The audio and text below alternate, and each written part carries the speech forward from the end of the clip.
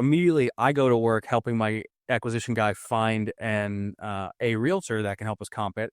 And then at the same time, he gets the guy back on the phone. He says he'll do 145. And at that point, I go, okay, this is certainly a deal. 145, we're looking at, 2-ish thousand an acre. And I'm positive that is a good deal, assuming there isn't something horribly wrong with it. So we immediately try and get it under contract. However, as soon as we go to get it under contract, the guy goes, well, I don't know. I think I might be being a little too generous there. And because he knows he's giving it at a good price because we have to deal with the mobile homes.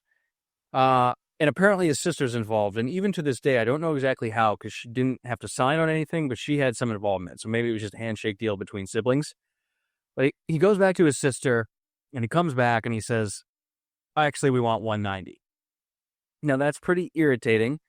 A lot of times that's a big red flag if a seller does that sort of thing and tries to renegotiate. But all this time, because a few weeks have transpired, we're sitting here looking and we've gotten some comps and we've talked to a couple agents and we're like, man, I think this thing's worth like 400.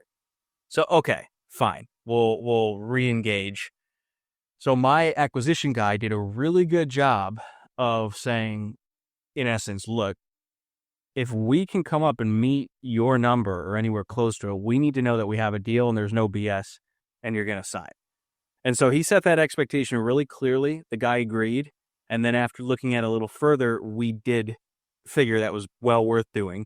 We put it under contract, but we still gave ourselves time to do our due diligence around the mobile homes, around just anything else that could be wrong. And of course, it needed clear title as well, which this whole time I'm thinking, oh, there's no way there's going to be clear title. But we got to that point. It took a few weeks of back and forth, but we finally got it under contract at 190.